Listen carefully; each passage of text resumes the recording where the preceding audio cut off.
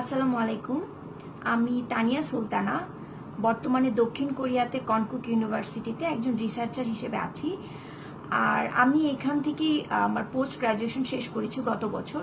তো কোরিয়াতে এসেছি আমার প্রায় 3 বছর হয়ে গেছে। আগামী মাসে 3 বছর পূর্ণ হবে। তো আমি আসলে আমার একটা পার্সোনাল ঘটনা এখানে শেয়ার করতে চাই। তো আমি অন্য কোনো কথা না বাড়িয়ে পুরোপুরি ঘটনাটাতে চলে যাই। প্রথমত যেটা আমি কোরিয়া সম্পর্কে 1 মিনিট বলতে চাই সেটা হচ্ছে আমি কোরিয়াতে যেটা বলেছি যে আমি কোরিয়াতে আছি 3 বছর হয়ে গেছে প্রায়। তো 3 বছরে আমরা যারা বাঙালি এখানে আছি কেউই অলমোস্ট আমি বলবো কেউই কোনো ধরনের কোনো ক্রাইম বা নারী সংক্রান্ত কোনো বিপদ এই ধরনের কোনো সমস্যাতে আমরা এখন পর্যন্ত কেউ পড়িনি। মানে আমি অন্যের কথা কেন বলছি, দেখা গেছে যে যখন আমরা কোনো গেদারিংয়ে যাই তখন আমরা তো সাধারণত আলোচনা করি কোরিয়া নিয়ে। তো এই ধরনের কোনো সমস্যার কথা আমি নিজে কারো কাছ থেকে শুনিনি, এবং যতদূর আমি আমার পরিচিত মানুষজনদেরকে চিনি তাদেরও না পড়ার কথা। তো তারপরে যদি কেউ পার্সোনালি পড়ে থাকে সেটা আমি খুব ভালোভাবে জানি না, তবে 99%ই আমি বলবো যে কোরিয়া যথেষ্ট নিরাপদ একটা দেশ থাকার জন্য। কিন্তু তারপরও কিছু ঘটনা থাকে যা আসলে আমাদের সবাইকে খুব আশ্চর্য করে দেয়। তো এরকম একটা ঘটনা আমি শেয়ার করতে চাই। তো আমি যেই ল্যাবে কাজ করি, আমার ল্যাব আর আমার বাসার দূরত্ব হচ্ছে 10 থেকে 12 মিনিট পায়ে হেঁটে। তো আমার ল্যাবে আমি প্রতিনিয়তই খুব রাত করে কাজ করতাম। ধরেন ডিনার টাইমে বাসায় চলে আসতাম, তারপরে ডিনারের পরে আরেকবার গিয়ে বাসায় ফিরতে ফিরতে 3টা 4টা 5টা এরকম। তবে এটা ডিপেন্ড করতো কাজের উপরে। কাজের প্রেশার বেশি থাকলে আমরা যারা মূলত ওইখানে সিঙ্গেল আছি সবাই দেখা যায় যে সময়টা কাজেই ব্যয় করার চেষ্টা করি। যারা পরিবার নিয়ে আছে সেটা হয়তো অন্য কিছু, কিন্তু যারা একা থাকে তারা সবাই তাদের সময়টা হচ্ছে কাজে ব্যয় করার চেষ্টা করে। তো গত জানুয়ারিতে ঠিক তেমনই আমি একটা পেপার সাবমিশন নিয়ে খুব বেশি ব্যস্ত ছিলাম ল্যাবে। তো এরকম হওয়ার কারণে আমাকে প্রতি রাতেই হচ্ছে যে খুব দেরি করে বাসায় ফিরতে হতো। ধরতে গেলে বাসায় আসতাম জাস্ট শুধু ঘুমানোর জন্য। ঘুম থেকে উঠে আবার ল্যাব, এই নিয়ে আসলে আমাদের জীবন চলে। তো জানুয়ারি মাসে আমার আম্মা একটু অসুস্থ ছিলেন। তো অসুস্থ থাকার কারণে উনি আমার ফুল ফ্যামিলি তখন ঢাকায় চলে আসে। তো মানে আম্মাকে হসপিটাল বিভিন্ন চেক আপ করাতে হবে এই নিয়ে। তো আমি মানসিকভাবে আসলে একটু বিপর্যস্ত ছিলাম, যেহেতু আমার আম্মা হসপিটালে, এটা একটা ইস্যু। তারপরে হসপিটালে থাকা মানে আমাদের অনেক ব্যয় সাপেক্ষ একটা ব্যাপার, যেটা কিনা মধ্যবিত্ত পরিবারের জন্য মেলানোও কষ্টসাধ্য। এটা একটা ইস্যু ছিল। তার পাশাপাশি আমাদের ল্যাবে প্রেশার ছিল। তো ল্যাবে আম্মা অসুস্থ বা বাবা অসুস্থ এগুলার আসলে তেমন একটা অর্থ বহন করে না, তারা তেমন একটা প্রায়োরিটি দেয় না এই জিনিসগুলাকে। কাজই এরকম। তো একসাথে সবকিছু মিলিয়ে ধরতে পারেন যে খুব হজবরল একটা অবস্থা ছিল। যাই হোক, তো ওই দিন প্রতিদিনকার মতো আমি এরকম রাত করে বাসায় ফিরছিলাম। অলমোস্ট তখন 3টা 3:30 বাজে বাসায় ফিরছিলাম। তো আমি যখনই রাস্তা দিয়ে হাঁটি অলওয়েজ আমার কানে হচ্ছে হেডফোন দেওয়া থাকে। তো ওই দিনও ঠিক আমি যেহেতু জানুয়ারি মাসের ঘটনা, তো হচ্ছে করোনা তখন চায়নার পরে কোরিয়াতে করোনা বেশি হচ্ছে যে সংক্রমণ আস্তে আস্তে শুরু করে।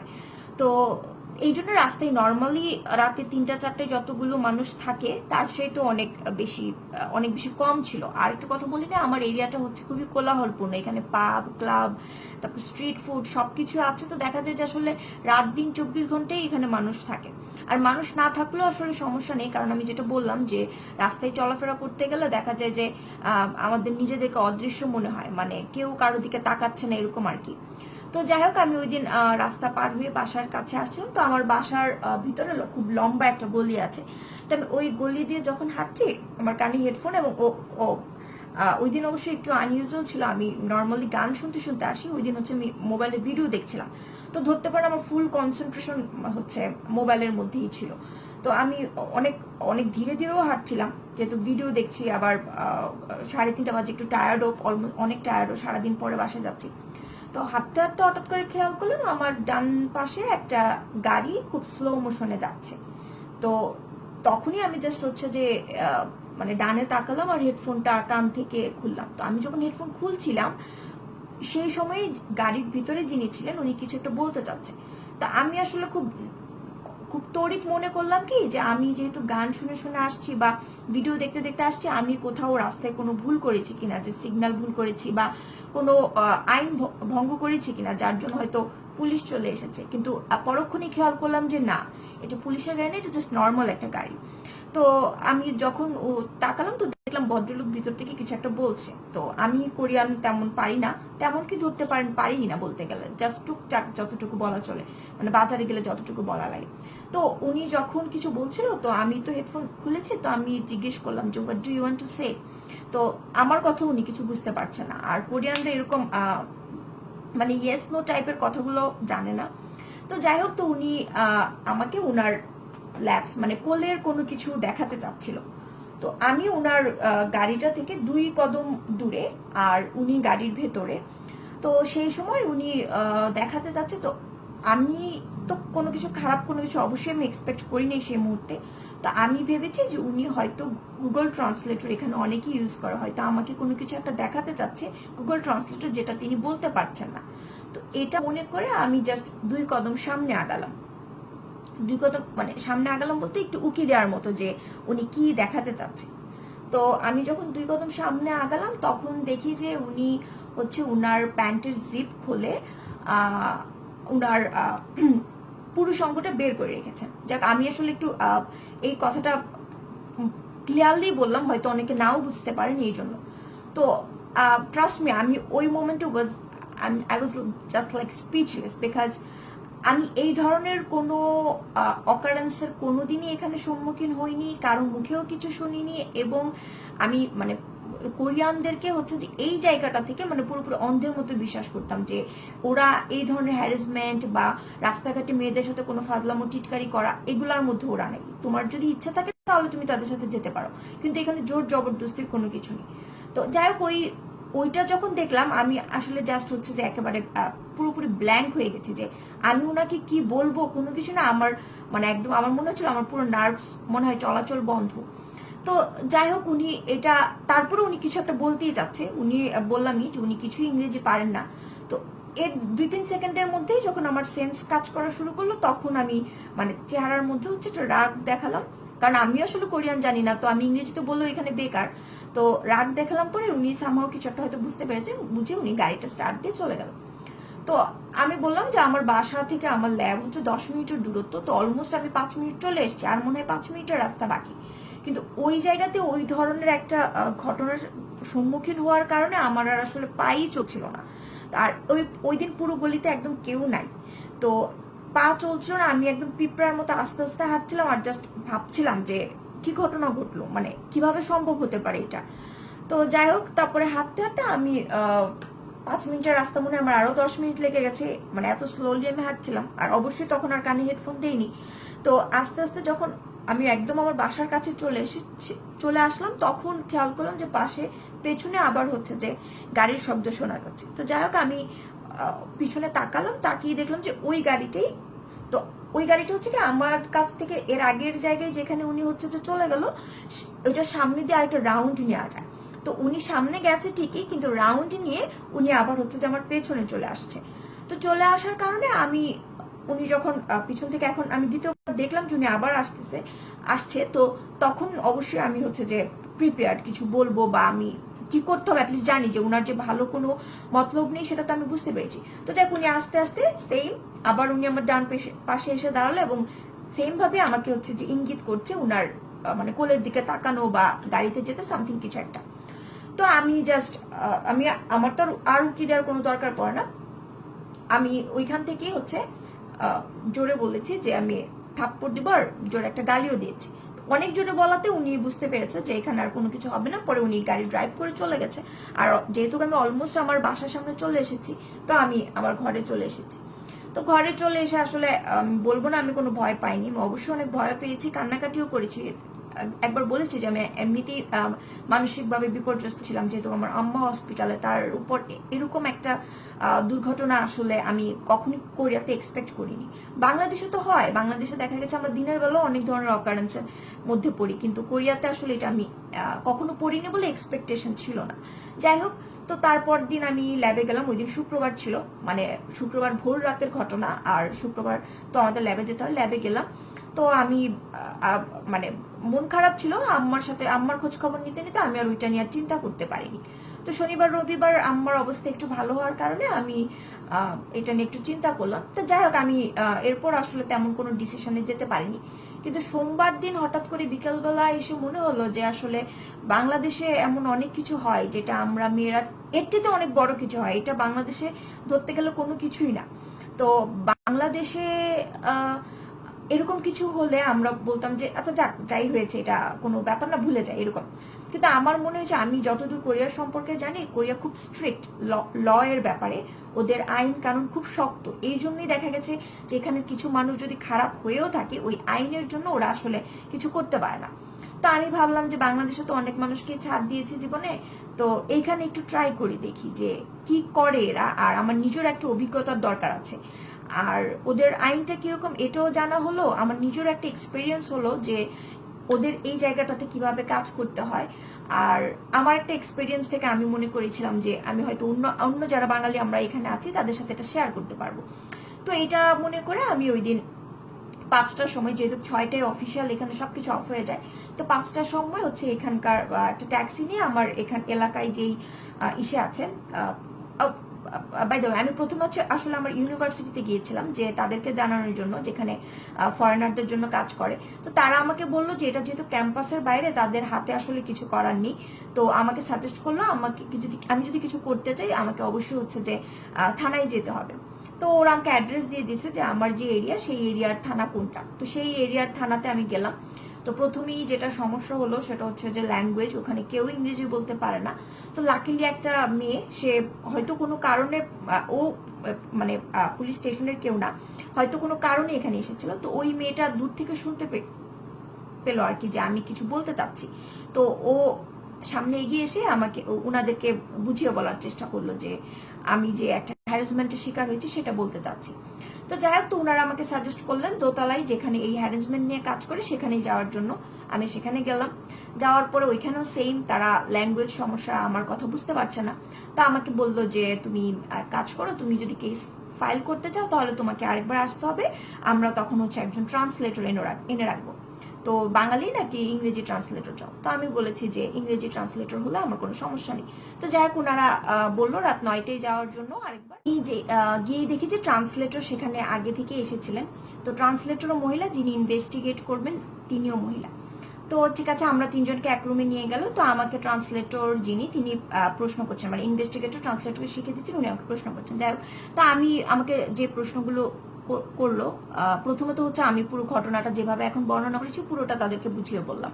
তো কিছু প্রশ্ন করলো, কেন আমি এত রাত ধরে কাজ করছি। আমি বললাম যে আমরা যারা রিসার্চে কাজ করি তাদের এরকম লং টাইম থাকা হয়, তাছাড়া আমি বাসায় আসলে সময় নষ্ট করি না, এই জন্যে পুরোটা সময় ল্যাবে দেওয়ার চেষ্টা করি। তারপরে জিজ্ঞেস করলো যে ওই লোকটা দেখতে কেমন ছিল। তা আমি তো আসলে ওনাকে 2-3 সেকেন্ডের জন্য দেখেছি, আর ওই সময় আমার মাথায় কাজ করছিল না যে উনি দেখতে কেমন। আমি জাস্ট আসলে চিন্তা করছিলাম কি ঘটলো এটা। তো আমি যতটুকু আমার মাথায় ছিল আমি ততটুকুই বলেছি। তো উনি আমাকে জিজ্ঞেস করছিল যে আমি যে কোলের দিকে তাকিয়েছি তার ওরা কি কালারের শার্ট পরা ছিল। তো সেটা আমার মনে ছিল ব্ল্যাক। আর বলছিল যে কি কালারের প্যান্ট পরা ছিল। তো আমি বলেছি আমি তো প্যান্ট দেখিনি। তো বললো যে তুমি তো উকি দিয়েছিলা, তো তখন তো প্যান্ট দেখার কথা। তো আমি বললাম আমি উকি দিয়েছি, কিন্তু আমি তো তাকে ভালোভাবে দেখার জন্য উকি দেইনি। তো আমি প্যান্টের কালার খেয়াল করিনি, বা বলার মতো ওইটা সম্ভব না। তো তারপর আরো যেটা জিজ্ঞেস করেছে যে আমি গাড়ির কোনো নাম্বার জানি কিনা। তো আমি বলেছি না, আমি সেটাও জানি না, বিকজ আমি ওই মুহূর্তে যে ব্ল্যাঙ্ক ছিলাম, তো আমার মাথায় এগুলো কিছু কাজ করেনি যে আমি আর কিছু খেয়াল করব। তারপরে জিজ্ঞেস করলো যে গাড়ির কি টাইপের গাড়ি। তো আমার এমনিতে গাড়ির নলেজ খুব খারাপ। তো আমি জাস্ট এতটুকুই বলেছি যে যেটা দেখতে বোঝা গিয়েছিল যে খুব এক্সপেন্সিভ কার, কিন্তু আমি কারের নাম জানি না। তো এই প্রশ্নগুলো উনি করেছিলেন, কিন্তু ইন্টারেস্টিং ব্যাপার ছিল উনি আমাকে একই ঘটনা মানে অলমোস্ট 4বার হচ্ছে যে আমাকে রিপিট করতে হয়েছে।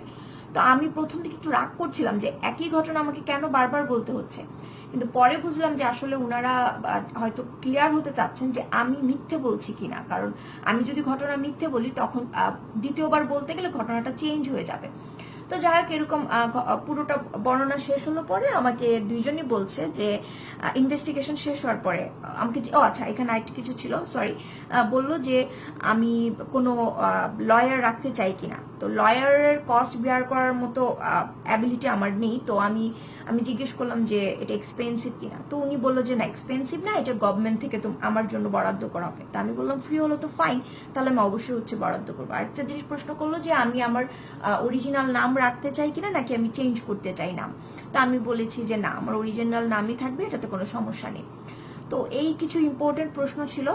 আর তারপরে আমাকে দুজন ইনভেস্টিগেটর আর ট্রান্সলেটর ছিল, মানে ইনভেস্টিগেশনের শেষে তারা বলছিলেন যে তাদের জীবনেও তারা এই ধরনের ঘটনার সম্মুখীন হয়েছেন কোরিয়াতেই, কিন্তু কোনোদিন মানে এতটা গুরুত্ব দেননি যে এটা নিয়ে হচ্ছে যে থানায় আসতে হবে। তো আমি সাথে সাথে বলেছি যে আসলে যদি ছোট ছোট ঘটনার জন্য ঘটনাগুলোকে আমরা বিচার করি বা অন্যায়গুলোকে প্রশ্রয় না দিই, তখন কিন্তু আসলে বড় ঘটনাগুলো ঘটবে না।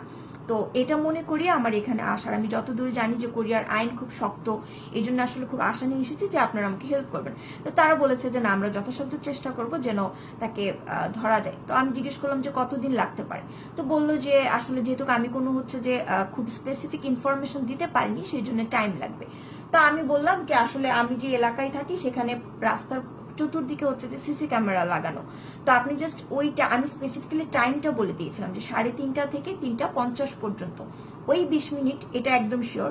ওই 20 মিনিটের সিসিটিভি ফুটেজ যদি চেক করা হয় আমার রাস্তার মধ্যে, তো আমি তাহলে তো অবশ্যই এটা খুঁজে পাওয়ার কথা। তো ওনারা বলছে আচ্ছা ঠিক আছে, আমরা আপনাকে জানাবো। তো যাই হোক, আমি চলে আসলাম। পরের দিন আমার মোবাইলে একটা মেসেজ আসলো যে যে আমার ওই কেস ফাইল করা হয়েছে, আর পরক্ষণে কি হয় তা আমাকে জানানো হবে। ব্যাস, তারপরে আমিও ভুলে গেলাম।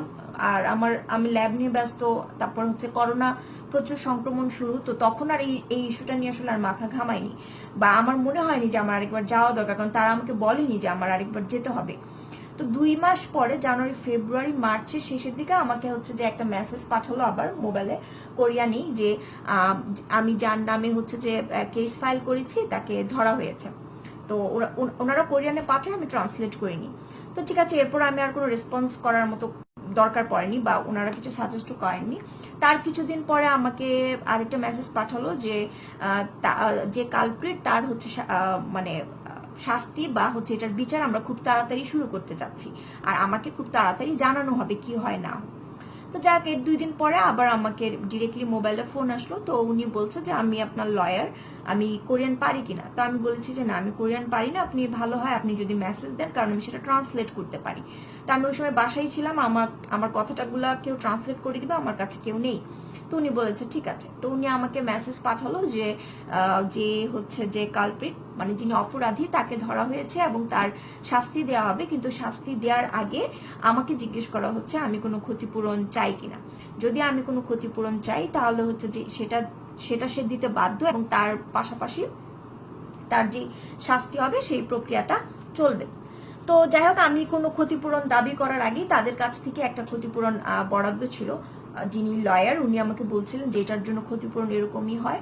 তো আমি বললাম যে ঠিক আছে, কারণ আমি এটা নিয়ে আসলে কোনো ধরনের বার্গেনিং বা এই ধরনের কোনো কিছুতে যেতে চাচ্ছিলাম না। আর উনি যেহেতু বলেছে যে আমি ক্ষতিপূরণ নেই না নেই তারপরে উনি শাস্তি ভোগ করবে, আমার আসলে অতটুকুতেই ডিমান্ড ছিল। তো যার পরে আমাকে বললো আমার ব্যাংক কার্ড আর হচ্ছে যে এলিয়েন কার্ড দেওয়ার জন্য, আর পরের দিন হচ্ছে যে উনি আমার অ্যাকাউন্টে টাকা ট্রান্সফার করে দিবেন। তো আমি একটা থ্যাংক ইউ দিয়ে দিলাম, এতটুকুই শেষ। তো তারপর দিন টাকা চলে এসেছে, বাস। এরপরে আমার এই প্রসিডিউর এখানেই শেষ। এবং তার যে পরবর্তী শাস্তি, আমি যদিও জানি না তার কি শাস্তি হয়েছে, কিন্তু যেটা শাস্তি সেটা অবশ্যই হওয়ার কথা হবে।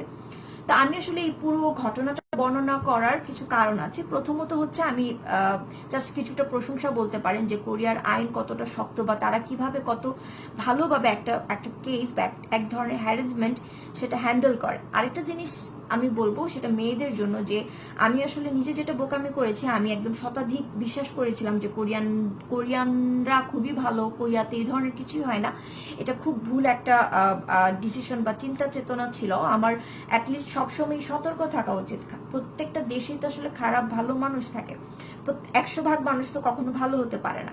তো এই জিনিসটা মাথায় রেখে আমি যখন রাতে বাসায় যাই এই জিনিসটা খেয়াল রেখে যাওয়া উচিত ছিল, তাহলে হয়তো আমি আরো কিছু, যেমন তার গাড়ি বা সে দেখতে কিরকম এরকম, বা আরো কিছু ইনফরমেশন আমি ওই মুহূর্তে নিতে পারতাম, কিন্তু আমি তো টোটাল ব্ল্যাঙ্ক হয়ে যাওয়ার কারণে আমি কোনো ইনফরমেশন নিতে পারিনি। তো এই জিনিসটা আমার এখান থেকে শিক্ষা হয়েছে। আর আরেকটা জিনিস হচ্ছে, সেটা হচ্ছে আমরা যেই কান্ট্রিতে থাকি সেই জায়গার যে নিয়মাবলী দেয়া আছে সেগুলো যদি জানা যায়, জানার পরে কোনো ধরনের হ্যারাসমেন্ট যদি কেউ হয়, সেটা তার প্রতিষ্ঠানে হোক, তার কর্মক্ষেত্র হোক, তার বাসা বাড়িতে হোক, বা রাস্তাতেই হোক, আমি মনে করি এটার জন্য আসলে মেয়েদের কথা বলা উচিত। যদি আমি মনে করতাম যে না এটা একটা ছোট ঘটনা, আমি ভুলে যাই, তাহলে আসলে কিছুই হইতো না, এটা হয়তো আমার ভিতরেই থাকতো। কিন্তু আমি এটা করার কারণে আমার বিশ্বাস হয়তো এই মানুষটা এই ধরনের কাজ তো কোনোদিন করবেই না, বরঞ্চ কোনো এর চেয়ে বড় কোনো কিছু করতে গেলেও সে আরেকবার ভাববে যে ছোট ঘটনার জন্য এত বড় একটা শাস্তি সে পেয়েছে, বড় ঘটনার জন্য হলে তাহলে আরো বড় কোনো শাস্তি পেতে হবে। আর সবশেষে সাজেশন হচ্ছে আমি এটাই বলবো যে মেয়েরা যারা আমরা যেখানে আছি তার প্রত্যেকটা ক্ষেত্রেই হচ্ছে যে সতর্ক থাকা উচিত, এবং কোনো জায়গাতে কোনো ধরনের নির্যাতন, কোনো ধরনের হ্যারাসমেন্টের শিকার যদি হই আমরা, তাহলে অবশ্যই সেটা নিয়ে কথা বলা উচিত। এতক্ষণ ধরে আমার সবগুলো কথা শোনার জন্য অসংখ্য ধন্যবাদ। ভালো থাকবেন। আল্লাহ হাফেজ। আসসালামু আলাইকুম।